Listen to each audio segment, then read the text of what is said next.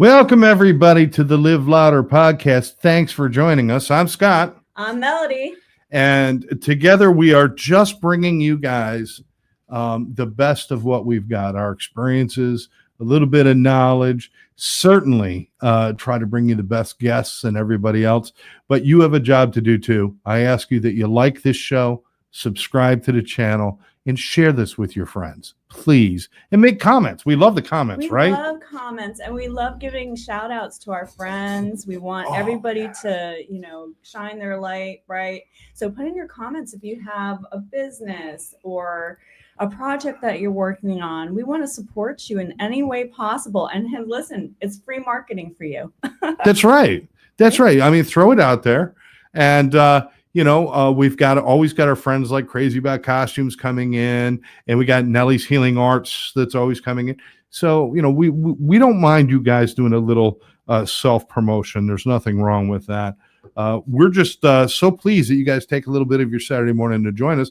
Or if you're watching a replay, that your comments still mean something, because we're going to go back and we're going to read those, and we're going to make sure that we answer all the questions we can. And we already got Sandy Mom joining in, saying good morning. Sandy. Good morning, Sandy Mom. We're going art shopping later today. And I can't wait to talk a little bit about the art project. We got so much going on. Charity project with Brooke Trace, North Beach Art and Charity Foundation. And once again, we were on last week. Every once in a while, we're going to take a Saturday off. Sometimes we might play a replay, sometimes whatever. But, one of the reasons we do that is because of health. Mm-hmm. And just throwing it out there that was my call, I had too many things going on. And just coming back from my surgery and my heart problem and all of those things, I needed to take a day. And that's it would be really silly for us to hurt ourselves doing this show, then tell people to take care of themselves, right? Of course. And, and just to say, even if we do miss like a recording or something, you never know. We might be doing just like a little pop-up somewhere on location. I was just going to say that. Together, maybe. Keep an eye out. Like just before the show, Melody was on doing a quick little pop-up, prior to the show. We're going to start doing more of those. So you might see Live Louder just pop up anywhere at any time. Oh, we got our friends in the house. Check it out. Hey, Nellie, I've got your candles. Scott Zapizik, Scott, a veteran, all-around good guy, somebody I've known for, 40 years. This is Karen's son. Oh, thank you for your service. Hi. This is Karen's son. And Nellie, good morning, Nellie. How are you? Oh, I got to give Nellie big shout out. So proud of her. Scott, this is going to blow your mind. I don't know if you know this, but she has a contract that she established with Southern Command, the military base down in Doral, Florida. I've been there. It's a multi-billion-dollar place. It's super high tech. And she's going to be doing these little mini series of art for the families of Southern Command and active duty, and just teaching them how to heal with art. And I'm helping her. What a beautiful thing. And thank you for letting me help you, Nellie. Yes, Nellie was telling me some of that, and that she's got other things going on. So we're going to see great things coming from her. And not to mention her beautiful art, like the eye just above you. And this is one of her candles, I believe, right? Yeah, that's right up here in the front corner. It's gone, Nellie. I finished most of it. I mean, I've been burning so many intention candles lately. We got a backup right there on the table in this. So we always have one of Nellie's great candles around. And Nellie, feel free to put your information. If somebody wants to contact you, put it right in the comments, and that way people can see if they want to call you about getting a candle done or art or anything like that. Feel free to put your information in there. Karen's with us too. Karen Hurley, my business partner, best friend. He manifesting beautiful things this morning, I bet. Yes, she always does. Always does. Again, she's we were looking at each other the other day, and she was like, we have to unplug at some point this weekend a little bit, because we've been on the go. I know. And there's and so I many. Missed you guys so much. I know. And it felt like you were gone for like a year. It felt like it. It did. It did. 2 days in Jersey feels like 6 weeks. It's just that's Jersey. So how was it meeting the situation? We met Mike the Situation from Jersey Shore, and it was quite an adventure. You're never sure how to deal with certain celebs and how they're going to be. He was gracious. He was funny. He was dedicated. He is dedicated to helping people with mental health and addictions. He went through his own struggles, and he went through his struggles on TV in front of the nation. I remember. And he became a pariah. People hated him. Yeah. Some people still loved him, but it was, when he looked back on it, it's like hard to look at that sometimes and think, why did I do this to myself? Why did I do this in public? And now he is really dedicated to helping other people. Hats off to him. It was a pleasure meeting him. It's going to be a pleasure working with him moving forward. And he's going to be joining us on a few of our shows down here. So we might get a chance to get him and his wife together for that. Cool. I'm always down for meeting people that have overcome obstacles and really dark stuff. And especially the people that do it so publicly. Because something, Scott, that I realized about myself. I used to want to be an actress, but I came to the conclusion it wasn't because I wanted to be an actress per se. It was because I wanted to use my voice. And you know what I mean? And I love my anonymity. I would have never done well in the entertainment industry. I probably would have died at some point because, I probably just wanted to experience everything out there. And it's such a hard industry to really maintain any kind of real balance in life. It's night and day, absolutely 24/7. And I did live in that world of TV and radio for a long time. And, I actually enjoyed the minor celebrity that I had. I mean, I was a big fish in a very small pond, so that it wasn't like a major thing, but enough to get you a nice table. But I always got the good tables. A lot of times, where I want to be. I didn't pay for, at the time I was drinking, I didn't pay for drinks. I didn't pay for food. My daughter Cordelia used to get mad because we'd go downtown for like the car shows and different things. Oh, that was so much we fun. couldn't walk like 6 feet without somebody stopping me wanting to talk to me. And because they watched me on TV, they listened to me in the morning shows. And she would get frustrated. She'd be like, "Dad, do you have to talk to everybody?" And I'm like, "Well, yeah, you do, because you can't walk around and saying, don't talk to me." She was just annoyed because you're just her dad. Yes. She doesn't know that people are trying to get your attention, and But I've got like scrapbooks of my daughter's, like when she was little, just being in all the newspapers with me and all the magazines and all that, and that was kind of cool. It was kind of cool, and she even came on some of the TV shows I did. As a child, we had some auction time TV shows where we would auction stuff for charity. Oh my God, I love auctions. And Cordy would be the one to carry in, like, here's a Tiffany lamp we're going to auction. And she would be the one to carry it in. My little redheaded. It was so cute. You and we have such like similar backgrounds. I mean, I still work in the auction business. You still do? The marketing for Jim Gall Auctioneers, and I'm sure you're watching it, Jim, and Linda Fournier, all these people. My parents are my dad's longtime business partner is Jim Gall. So I'm trying to really help revive. As a matter of fact, he's having an auction this weekend, an estate auction.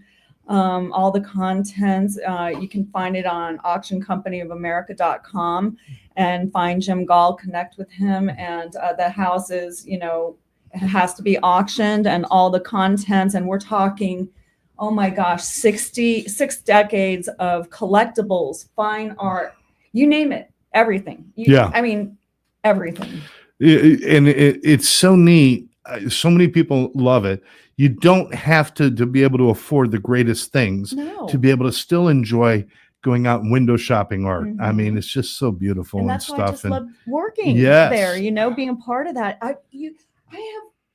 I auctioned off the Orange Bowl Stadium piece by piece. I ran the online platform back in 2007 when that was just coming up. Wow. And we took bids from around the world to include the urinals in the stadium.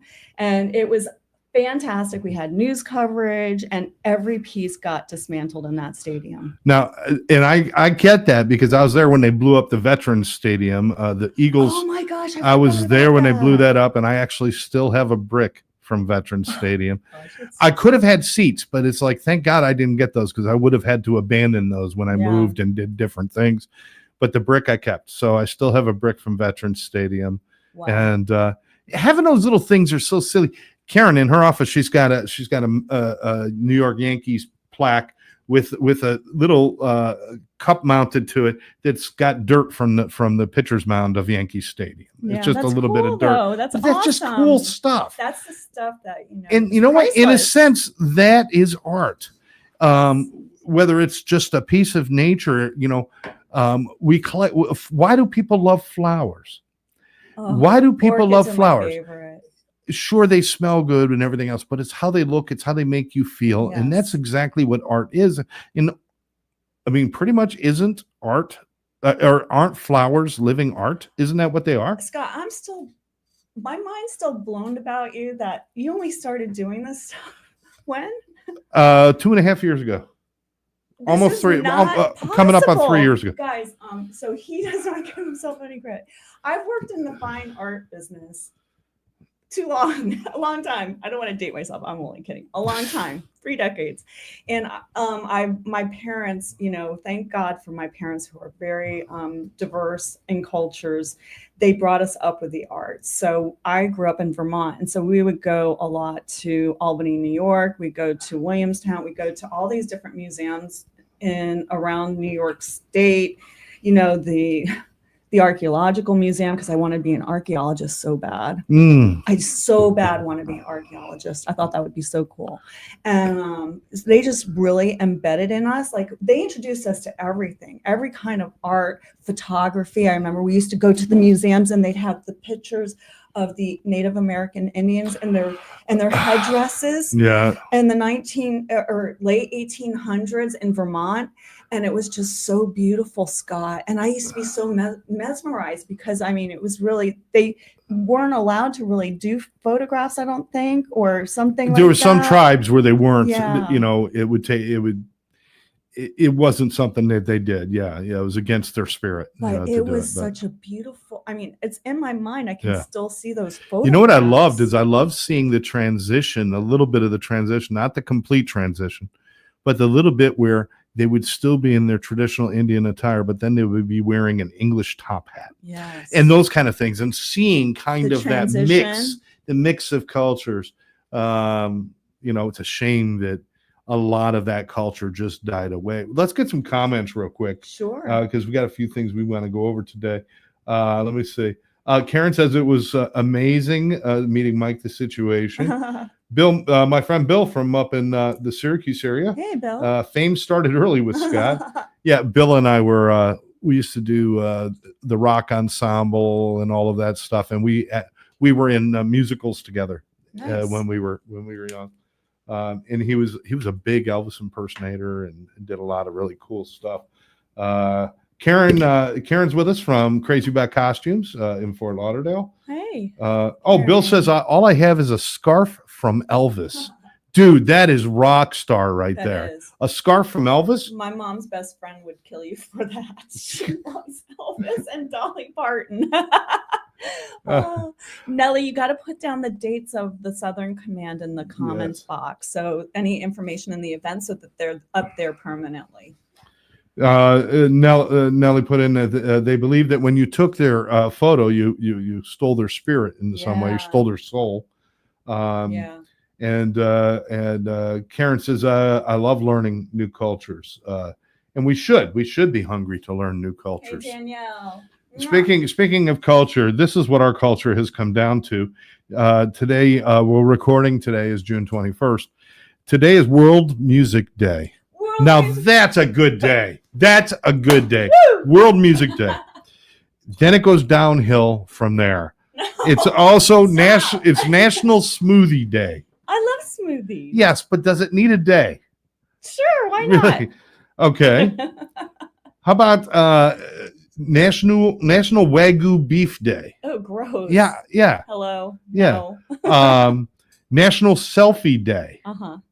That does not Well, need a this day. is what I'm doing right now on Facebook. No, is this selfie? Is video's not selfie? Selfie's just pics. Well, you can say it that way, or yeah, I guess so. Yeah, that's how it was originally coined. Just Yeah. And then finally, this one you'll like: International Yoga Day. Ooh. Namaste, everybody. So those are our days today. I'm sure there's a bunch of other ones. I actually had a day in southern New Jersey named for my father. It was Hayden Jones Day. I had the mayor and the city council all sign a proclamation making his birthday a national holiday for 1 year, for that one day. Really? So I was able to give my father a day. Well, Scott, I think you thought I was gonna not remember that you weren't here for Father's Day weekend, and I couldn't personally wish you a happy Father's Day and then just gloat and brag about you and what a wonderful human being you are. So now I have a captive audience on Facebook and everywhere, and this is going to be recorded to go down in history. So you're going to have to just let me say my piece, okay? Say your piece. I'm just going to shift this a little bit. There you go. That's perfect. That's perfect. Is that better? Yeah. So, okay, friends. First of all, welcome back to Live Louder. I'm so happy to be here with Scott. And today I want to take a moment. No, scratch that. I want to take a stand to celebrate fathers. Not just on Father's Day, but every single day.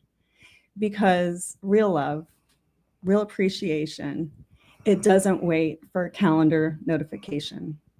To every father figure, mentor, protector, and unsung hero out there, I see you. I honor you, and I thank you for all that you do, often without applause. So let's get into some shout outs, okay? Do some shout outs. All right. To my amazing co-host, Scott Jones at Sober Life Studios. I am so happy you were born, truly. Every Saturday, we show up on Live Louder podcast with one mission: to help people get unstuck, find their purpose, and my mission to #end loneliness with kindness. Thank you for being on this journey with me, for your heart, your honesty, and your humor. You're a real one. And my parents are your biggest fan, besides your mom. To Dr. James Heisman from the Star Network, your compassion and humility are unmatched. Your deep love for your daughter is something I admire so much.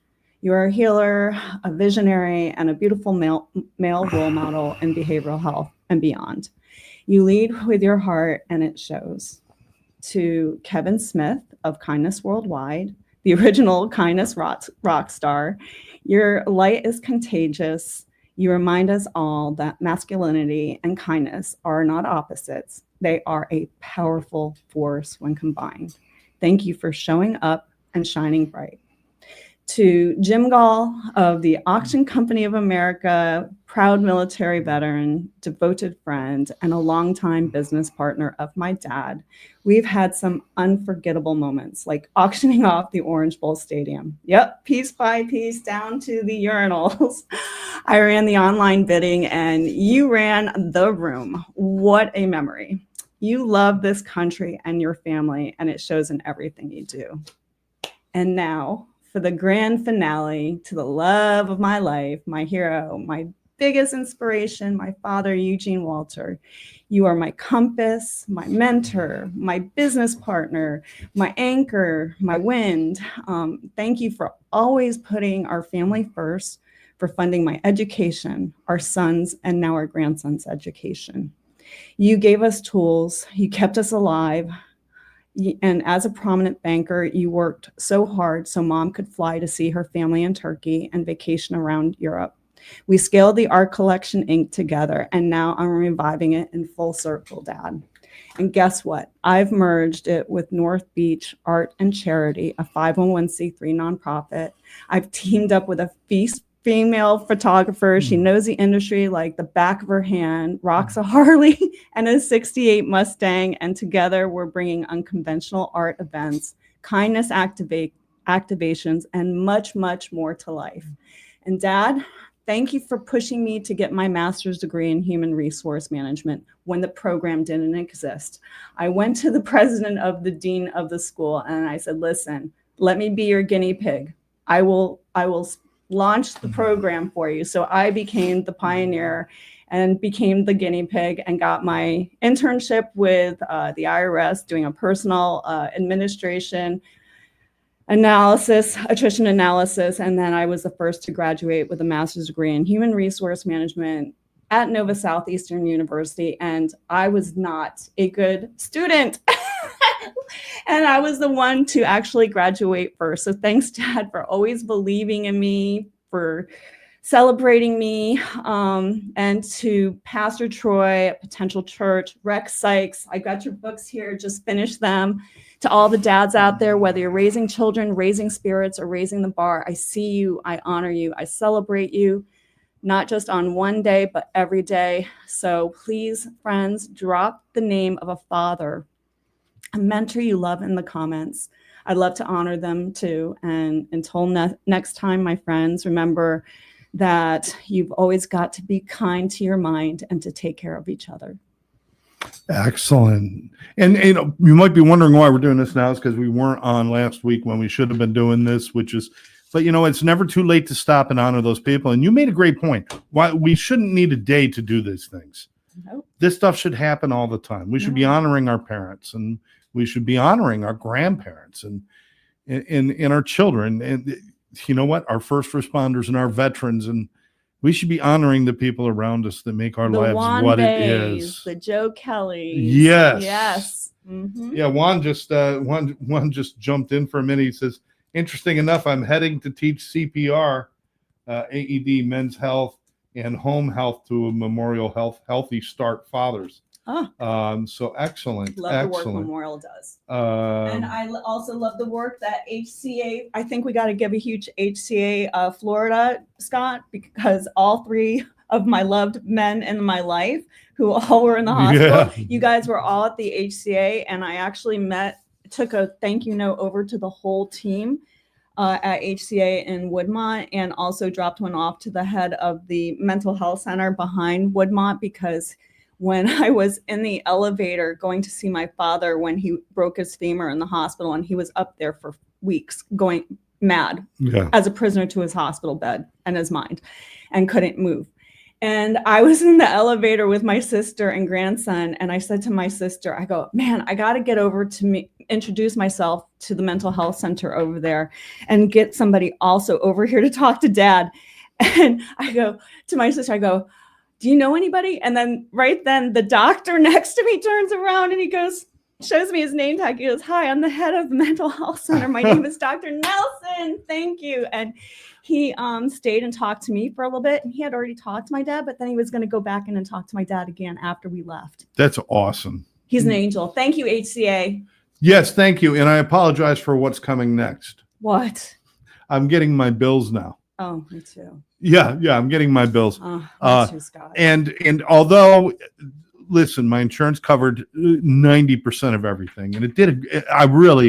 We're not talking about a lot of debt for what happened to me. There's just a little bit, but I need to know what the bill is for. I don't, because they say it's coming from the hospital for services. Well, I'm sorry. When I pay to have my car fixed, I like to know what they did and what the service was. Not just, so all I want is itemized. That's all I'm asking for. I'm not going to cause a problem. But if you say no, then we got a problem. All I'm asking is for itemized. So I understand. Yeah. Listen, I understand that you got to charge $40 for every time you gave me a Tylenol. I understand that. So, but just show me the itemization. You got a link with Janja Payne. She's on Facebook, and I don't think she's watching right now, but she's always, I was on her podcast, and I have her saved on my cell phone. We met at the outreach planning group meeting at the Department of Health. And she's a former nurse, but she's also a billing guru. Right. Okay. She knows all the ins and outs of the healthcare industry and the billing, and you know how things go, right? So she knows all about it. So she can help you if she has her own company consulting. You can call her, reach out to her. She'll point you in the right direction. But it's unbelievable what the healthcare industry with the billing. Yeah, and then you know what? Maybe next week I'll talk about the dentist thing, because now this is a whole thing. Hi, Brian. All Happy right. Father's Day. So thanks everybody for joining in. One of the things we wanted to talk about today was getting unstuck and making change. Yes. And one of the courses that I wrote really is about that. It's about intentional reinvention. Mm-hmm. We're always in reinventors. Every morning when you wake up, it's kind of like you reinvent yourself. Uh-huh. It's like, how am I going to tackle the day today? Uh-huh. What am I going to do today? If you wake up on vacation, you wake up and you kind of reinvent yourself into a vacation mode, or into what mode, or if you got a big meeting, then you would go into, hey, stress mode, or whatever it might be. So we're constantly, but intentionally reinventing yourself and in deciding that I need to do something different in my life is a very difficult thing. Yeah. Everybody says, I got a fear of change and everything else. Do you buy into that, like this whole fear of change thing, or is it really fear of the change, or is it fear of leaving what you know so well? It's so beautiful to watch you change right before my eyes in real time, Scott. You really have. I think everybody is afraid of change because it's the unknown, right? Yeah. But that's kind of like the zest of life. Like when you are a kid and you plan that trip to Disney World, right? You're like, oh, I wonder what's the first ride I'm going to go on. I wonder if we're going to have good weather. Yeah. Maybe we'll get a hotel upgrade. All that, Yeah. It's the anticipation of everything. But as we get older, we have these experiences in life, and it's just stuff happens, right? And we become a little bit more guarded, and then we become a little less, we don't use our imagination anymore as much, and we maybe become a little bit more bitter towards life and get into these terrible patterns of not taking care of our own self. Like my friend James Heisman always says, put your oxygen mask on first. And that's what his book is called. And you have to. And I this is what I'm notorious for, but I'm so much better. And I feel so much better now that I have done that. And I'm taking care of myself and prioritizing myself. I feel so good now and so energized, despite all the stuff that was going on with you guys, all the three men that were so important to me. But I felt like an earthquake was going off in my body, and then I wasn't addressing health. But then once I started, now I feel so good that I don't even want to go to bed because I want to get up and work on my projects. Does that make sense? Yes, absolutely. Because you get excited about the things you've added to your life. And, a friend of mine out in California does a show, and he is the No Excuses coach. His name is Chris Roush. If you ever get a chance to watch any of his stuff, yes. he's brilliant. We'll have to have him on the show sometime. But he's one of those guys that says, all these excuses we make up for ourselves are really all based in one thing, and they're all based in fear. But then out of that fear, I can't just say I'm afraid to do something. So I create these excuses. Yeah. I can't do that because of this. I can't do that because of that. I'm in a terrible relationship. I'm miserable every day. I'm being physically abused or emotionally abused or verbally abused. And I've got all this stuff going on, but I can't leave because of the kids. I can't leave because I just don't know what I would do, and I wouldn't have any place to go.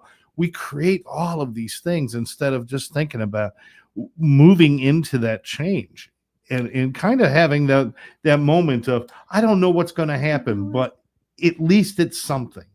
Scott, I think people make it so hard on themselves, and I do this to myself too, is I forget what I've always known. I'm the person I need to fall in love with. I am my life force energy.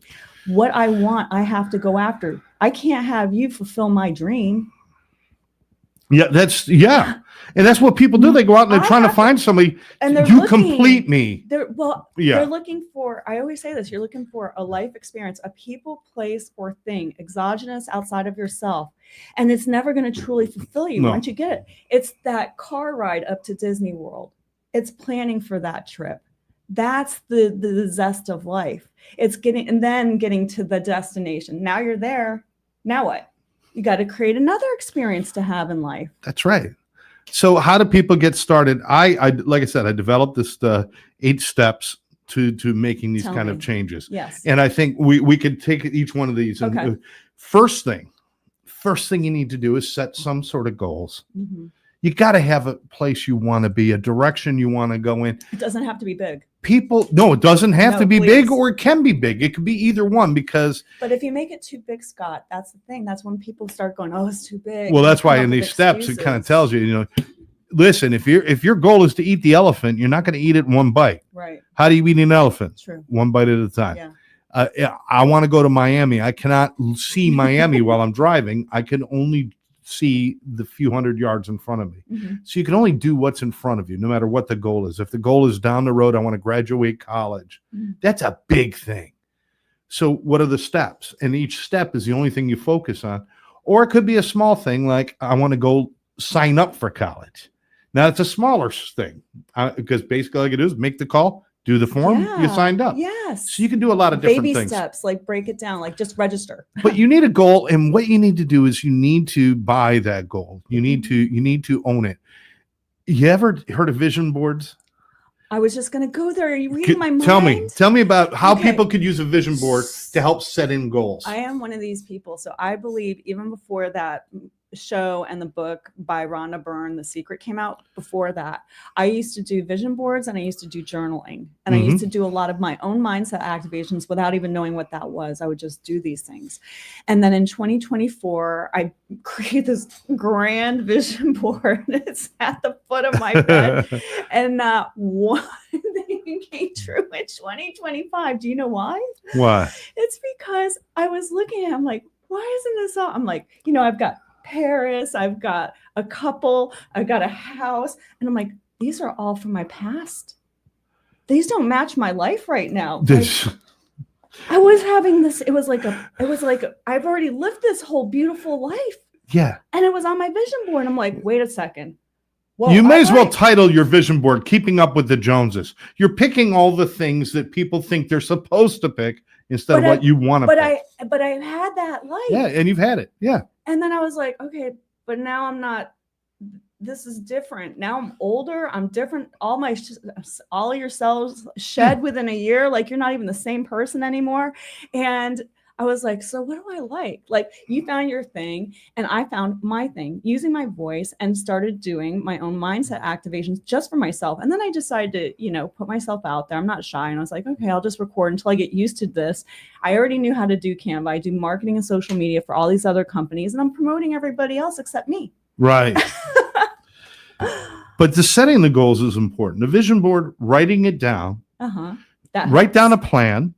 It doesn't have to be a perfect plan, but there's something about when you put a picture on yes, it solidifies. When you put a picture on a vision board, maybe the goal is for me to get another motorcycle someday. But you know what? I shouldn't say that because it's not actually a really important goal to me. My goal is for success in my nonprofit. Karen and I with our nonprofit. My goal is for success for that. So I want to. Have my nonprofit logo next to a $sign, next to smiling people. That's success, or something like that. The reason it's important to put it down is because if we keep it in our heads, it's not real. You become like the person who's trying to quit smoking, but you don't tell anybody you're trying to quit. Yeah. Why? Because then if I fail, I don't ever have to face that failure in front of anybody. I could pretend it never happened and nobody would ever know. But if we actually write a goal down, we put it out there, it solidifies it and it says, I now have a commitment to that goal. It makes it more real. Would you agree with that? I would totally agree. I can one up this. I really took it to another level. So as you know, I am getting ready to publish my first book and I'm super psyched. 311. Yes. 311, the Universal Soul Reset. It's all about the World Health Organization declared the pandemic on 311, which is my birthday, and the significance of the new numbers in 311, and also how the world is in a collective mental health existential crisis right now. And a lot of us are still kind of asleep. Or you have people like Scott and I who are totally awake and creating and doing beautiful things out there and trying to get this word out there about taking care of your mindset. So last night I went to meet my friend Brooke. We were going to discuss the nonprofit charity that we're working on. So I took my book cover, I printed it out in color, and then I put in my whole book draft into a binder. So on the cover, it looks like I actually have a book already, says bestseller. Yeah. And I carry around the book. And we went out to dinner and I had her look it over. I took a picture of her holding my book, just like when I'm holding pictures of my friends. I had her do it. So now I have it out in the field that's going to happen. I'm going to see people all over the world reading in a coffee, or in, wherever they are in the park, and they're going to be holding up my book. And that book is that goal of the book is more authentic to you than the house and all the other things. Yes. We have to make sure, is it in alignment with who you are? Right. Or who you even want to be? Maybe it's not completely who you are, but maybe it is who you want to be. But make sure it's in alignment. So the book is writing itself, and it came to me, and it was born to me like, I'm going to say right around 2020, though I didn't know it. And I needed a way to get the words out because I wasn't speaking anymore. I was so silent. Me, a little extroverted me, was so silent for a few years there. And I needed a way to get the stuff out. But now the book is being written. I wrote the first chapter, and I have referenced Pastor Troy because he was part of my 2 existential crises that I had in 2007 and 2020. And he was part of that, and in a beautiful way. So has his whole family at Potential Church. They really helped my whole family heal, and my sons. And I can't thank you enough. And so I just wanted a way to get the word out there and have thought leaders contribute 1,500 words or less by October 1st, their 311 moment, and how they're doing now, what they're doing now. Some people's relationships got better, some went sideways. I got divorced. Some people bought new homes. Some people lost their homes. Yeah. So all these things happened to us 2020, and we still have not, we acted like it's never happened, but now we're in a collective post-traumatic stress disorder together, and people still aren't talking about, because even though if you didn't physically have somebody that was affected by, say, COVID and died from it, I had 2 family members that died indirectly from COVID recently, uncles last year, and you had some people that died by suicide from the isolation and the loneliness. And I was leaning towards that area. And I don't ever want anybody in this world to ever feel lonely. Even in a crowded room, I felt lonely and numb. Nothing made me feel better anymore, Scott. Even exercise, my natural dopamine, my only way to feel a little halfway human, didn't even touch it. And that's the thing with mental health is, it's not about the physical location, because you could put somebody who feels lonely in a crowded room. But if they have, if it's really like a clinical depression or a clinical problem, that room will not be effective, and it will not promote closeness or anything else, because the feeling of alone isn't coming from an outside source. It's coming from the inside source. So that's got to change. I want to get back to setting goals. You've got these goals and you're making moves on them. So that's number 1 out there. You want to change your life, set a goal. Set a goal. So you can't get to the end of your driveway and say, I don't know where I'm going, because how are you going to decide if you turn left or right? How are you going to decide? You got to know where you're going. Pick some goals and get them done. And don't be afraid to fail, by the way. Failing is a part of succeeding. No, it really is. People are more afraid of how they're going to look when they fail. That's all. Yes. Number 2, this is why number 2 is important. Number 1, set goal. Number 2, surround yourself with supportive people who want to see you succeed. If you are not surrounded by supportive people, you will, when you do fall off that bike because you don't know how to ride it yet, when you do have minor setbacks or failures, you will have people pulling you to give up. You got to be around people that say, hey, we all fall down. Let's get back up and keep going. Like the Brian Andersons of the world. Be people that or be around people that believe in you. When you have your proper tribe around you, now we're tribe mates now and stuff, and we've got tribes people that celebrate my successes almost as much as I do, and I celebrate their successes almost as much as they do, because it means that much. It does. If you're around those kind of people, the energy is palpable. It's amazing. It's great. But I can't be around in too big of crowds anymore. It's just too overwhelming. That's why when we were talking about concerts, like I just can't. Like even when I was out last night, I'm not used to going to these places on Los Angeles anymore. And all of a sudden, it's like people on top of you, and you're like trying to have a conversation, and Yeah, I get You it. get it? Yeah, I totally get it. Whereas I energize off a crowd. But what I don't like, but what I don't like is I don't like elbow to elbow. Yeah. That's I like a crowded busting. room, but I don't like a room where I'm bumping into people Yeah. because you can only say, excuse me, I'm sorry, excuse me, I'm sorry. Yeah. I got so bad at doing that. Yeah. I was actually in a store once and I bumped into a mannequin and I said, excuse me.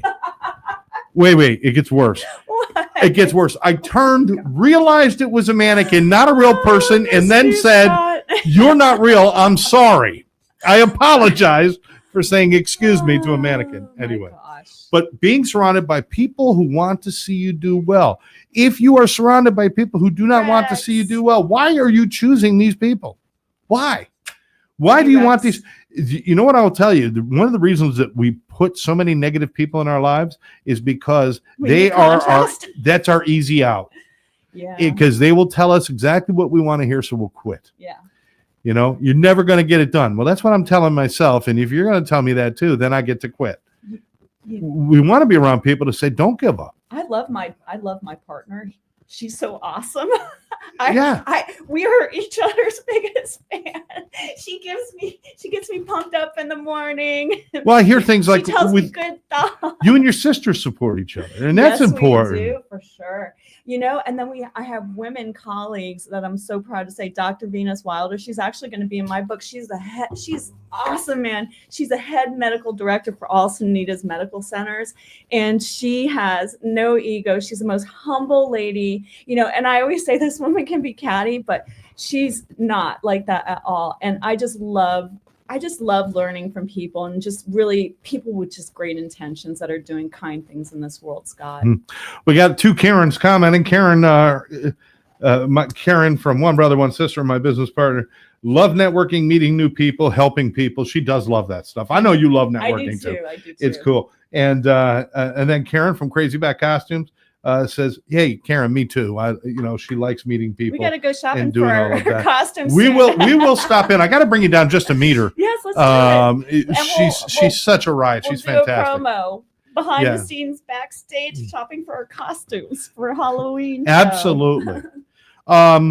So number 1, set goals. Number 2, surround yourself with positive people. 3, evaluate your life. If you have habits or things that you do that do not benefit you, stop doing them. Now, it sounds like a simple instruction, but this is very complicated.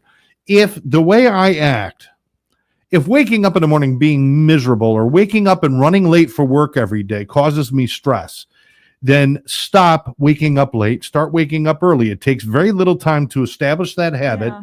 And if I could eliminate that stress, why wouldn't I do that? So how have you been feeling since you've been back, back from surgery and stuff? How's that sleep patterns? My sleep patterns are a lot better. My dreams are so freaking lucid. Have you been writing them down? No, because I voice record. It's a new. Yeah, I probably should write them down. Voice record it. But I will tell you, I've had a plethora of dreams about my wife who has passed. All positive. The ones I had before, when I was not feeling well and I had limited oxygen in blood and I was dying, were very negative. A lot of them are now positive. I've had dreams about. The other day, I had a dream about being in the medieval times and stuff. Cool. And it was like such a cool thing. I had watched a movie that put me in that kind of space, and then I went to sleep. And when I woke up, I'm like, dude, I was a knight for just, I don't know how long it was, but it was awesome. But I'm feeling better. But one of the things that wasn't working for me was lack of sleep. Now I am trying to create better sleep patterns. Stop watching so much TV at night. I went out and got myself some good Lee Child books, some novels, so I could read the Jack Reacher series. I'm going to read the Jack Reacher series. And then when I'm done with all those, I'm going to read all the Harry Bosch series from Conley. Or no, is it Patterson who does Bosch? I forgot which one. I want to learn. I want to do all these things because this is now new stuff. Oh, Karen says, please come visit her at Crazy Back Costumes. So where's it located? Put it in the comments, please. Put your Put your address down there or your email or a website. I'm down in that area Yeah, I would love to come Yeah. by and say hello. But put it in for other people because, Too, yes. hey, you know what? There's nothing like showing up at a picnic dressed like Spider-Man or Batman. Absolutely. I'm just saying. Okay. So evaluate what isn't working for you. If you have habits that you have that do not serve you, stop doing them. If eating, if you're gaining weight, stop eating at night. If you're doing this, stop doing that. Stop doing things that make you miserable. It's a simple thing. All right. Number 4, learn a new skill or hobby. This is so important. You had said something a little while ago. You get excited for all these new things that you're doing. Now, adding new excitement and new challenges is so important for an enjoyable life, right? Mm-hmm. Like you're going to show me how to use the art program when I met Scott, I was like, you got to show me how to use all this recording equipment. And also I want to know how to, I actually, my sister-in-law, she helped me set up my own camera and tripod. So I had her help me do that. And I'm learning LLM and AI all the time. I'm using AI to help me write my book. And it's a collection of your thoughts. It's all of you anyway. So it's just polishing all of your thoughts into a more organized and easier way to get your stuff out faster. And besides, I'm having people contribute to the book. So it's going to be even better. You're, by the way, going to be contributing to the book. Yes. And learning a new skill has always been in the back of our minds, hasn't it? Everyone out there has always said, I wanted to learn how to play guitar or piano. Yeah. I always wanted to write. Well, you know the best way to become a writer? Grab a pen, a piece of paper, put 2 words on the paper, and guess what? You are a writer. And if you put 2 more words, then you're even more of a writer. And if you put 2 more words, that's all it is. Everybody thinks I have to write a book to be a writer. And you know something? The minute you put pen to paper, you are a writer. Stop trying to be Stephen King or James Patterson or any of these people and just be Melodie the writer, Scott the writer. It. So this is what I did. Like I would take, even lately, like I'll take my books and then I bring my journal with me and then I'll maybe read a little bit and then I'll journal, vice versa, but I have it with me. And I'm just like, I'm actually, the energy of the coffee shop or wherever I happen to sit myself down is what I'm like kind of getting. And it really does help elevate my mood. And it also brings a lot more creative thought processes to my mind because I love to people watch. Yeah. I love to people watch a lot. So I think that helps as well. So we've got 1, set goals. 2, surround yourself with positive people. 3, evaluate what isn't working and eliminate it. 4, learn a new skill. Now we've got 4 more. These are fairly simple. Eat well and hydrate. Mm-hmm. So many people are miserable because they eat unhealthy. They don't eat regularly and they do not hydrate. I love my coffee, but I know the truth. Coffee does not hydrate me. And I can't break up with pizza, Scott. It's not going to happen. I exercise. Listen, I exercise. My cholesterol's right where it needs to be, and I'm going to have it once a week. Well, I can't do once a week, but I have decided that I still love pizza. I'm going to allow myself once a month to order that pizza. Once a month. Reduce it down for me because of medicines I'm on in my heart.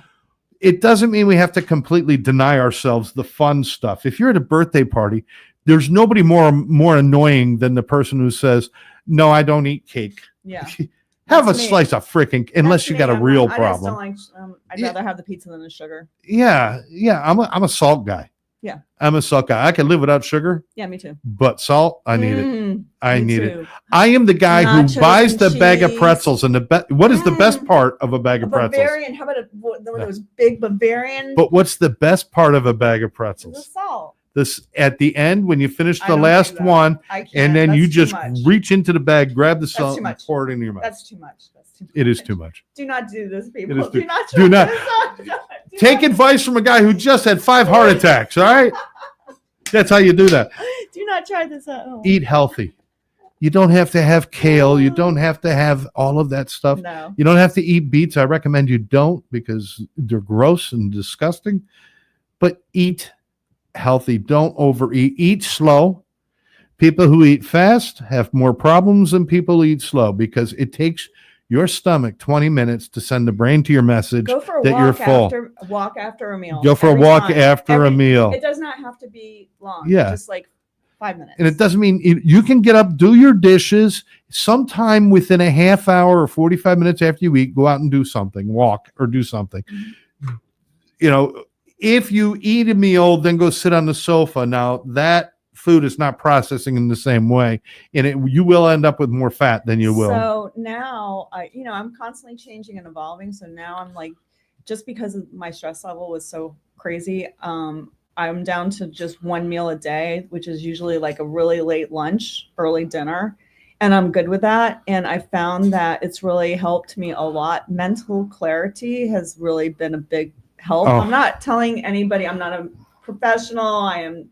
I have been a fitness instructor and stuff like that, but I am not clearly a medical doctor. So also getting D3, you got to get 10 minutes of natural sunlight every day, people. Oh, absolutely. Absolutely. Karen is saying, how do you learn to eat healthier? It's expensive to hire a nutritionist. You don't need to hire guys. YouTube is the most amazing thing on the planet, not just for cute cat videos and not just for all this, even the podcast. If you go on there and you Google eat healthier, and if there's a food you like eat healthier with chicken, eat healthier with fish, it will show you everything you need to know. It's all out there. You can get a Harvard education on YouTube. I know. You don't get the degree, but you can get, because all of the information is out there. It's at our fingertips. We will use it to look up to figure out who played the lead role in Gunsmoke.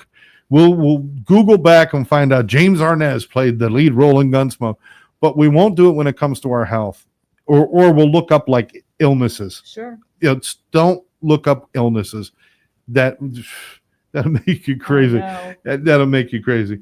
But anyway, Christina has joined in. Godspeed with the success of your book, Melodie. Thank you. Thank you so much. All right, so I can't believe we're almost to the end. I know. This makes me so sad. Eat healthy and hydrate. Number 6, have compassion for yourself. If you have compassion for yourself, you will have compassion for others. If you do not have compassion for yourself, you cannot have compassion for others. It does not work.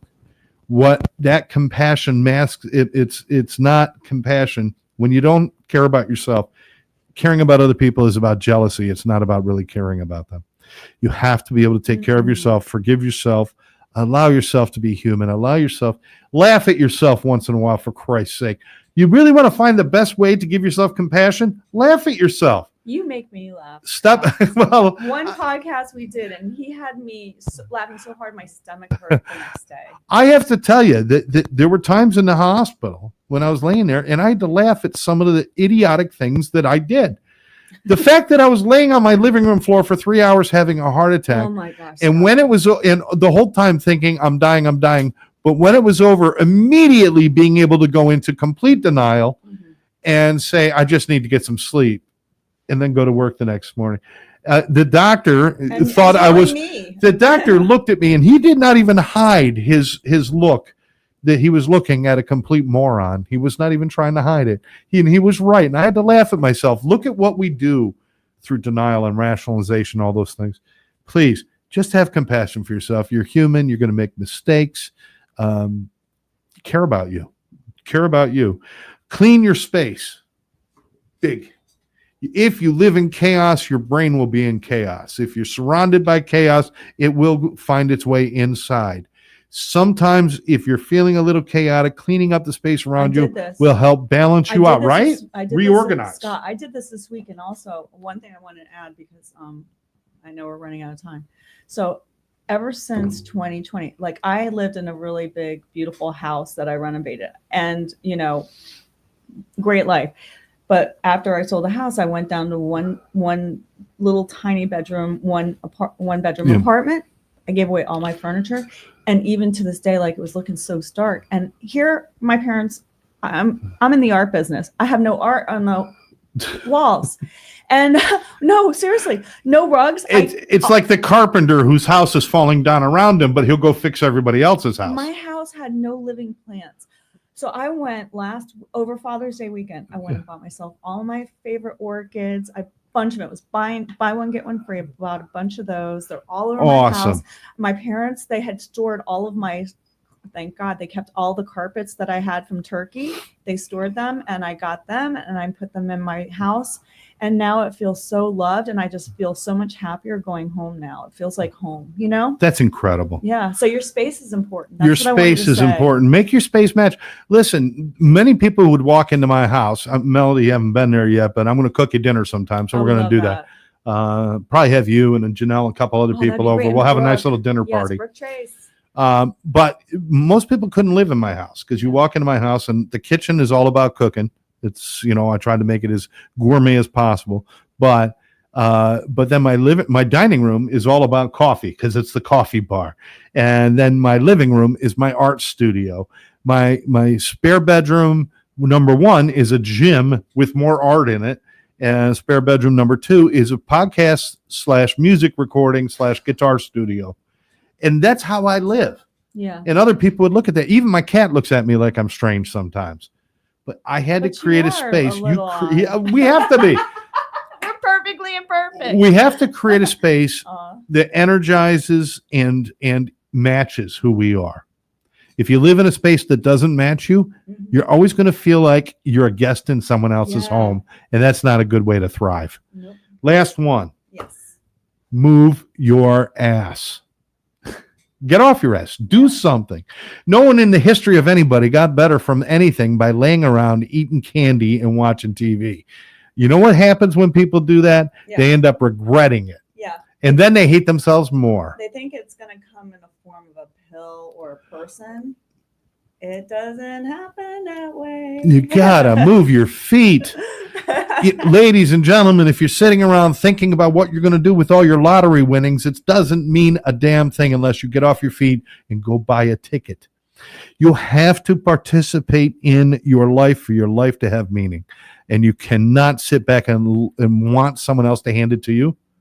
Because guess what you'll get? You're going to get people's leftovers. And that's what we're going to feel like, Do you leftovers. know what people really want? They think they want the money. They think they want the stuff. They want the feeling that they think that will bring them. But guess who gets to bring that feeling to them? Themselves. Yes. Yes. That's it. If you give a pile of money to somebody, okay, it's great. I don't have the stress of bills anymore. And then after a while you go, okay. So to reiterate, and you guys could play this back and write this down. Reinvent yourself. Get unstuck. 1, set goals. Set goals, stick to your goals. 2, surround yourself with positive people. Build a tribe of people that support you and lift you up, not that hold you back. Evaluate what isn't working. The habits that you have that don't work, start changing those things. One at a time, that's all. Remember, you eat an elephant one bite at a time, not all at once. 4, learn a new skill or hobby. Bring excitement back into your life. When people get a new hobby, they get excited. I want to paint all the time. This is still new to me in my life. 58 years in the last almost 3 years, I've discovered painting. All those 56 years before that, or 55 years before that, I missed out on something that gives me so much joy, so I want more of it. Yes. Find a new skill. Try something new. Just remember, nobody jumps on a bike and rides it the first time. It takes practice. So whatever you want to do, new skill, hobby, anything worth doing is worth doing badly. Do that. Eat healthy and hydrate so you take care of your body. If your body's run down, your mind will run down as well. Have compassion for yourself, and you'll have compassion for others. Clean your space. Make it neat. Organize. Reorganize. Move furniture around every once in a while. If you walk in and feel blah, you know what? Maybe put the sofa on the other wall. Something as simple as that. Feng Shui's got real meaning, people. And finally, get active. Move your feet. Change is not coming to you. You go to it. You choose it, you grab it, and you do it. Final thoughts, because we got 30 seconds left. That's a lot. People, I just don't want you to feel like you have to suffer anymore. You are the answer to your own solution, and you are your own life force energy. And if there's anything that I can do to help you unsuffer, I'd recommend that you reach out to me on Melodie's Network, melodiesnetwork.com. Find me on LinkedIn or listen to one of my Mindcasts on Melodie's Mindcast on YouTube. I'm happy to make you a personalized mindset activation for free. Personalized. Just reach out to me. There you go. And you can find out more about Live Louder Podcast at livelouderpodcast.com. You can reach out. You can reach out to us on our email at getloud@livelouderpodcast.com, or you can simply just leave a comment here. I want to thank all of you for taking some time and spending it with us, whether you're watching a recording or doing whatever. But take a moment, create your new mindset, pick a direction, and go in that direction. Okay? If you're not happy with your life and you need somebody to blame, all you got to do is walk to the nearest mirror. It's up to you to make those changes. No more excuses. No more BS. Nope. Let's just go get it done. We have love for all of you, and we hope that you guys can carry that love to your neighbors, your friends, your communities, and possibly the whole world. Thanks for joining us. I'm Scott. I'm Melodie. We love you guys. Be kind to your mind. Have a great week. Bye-bye.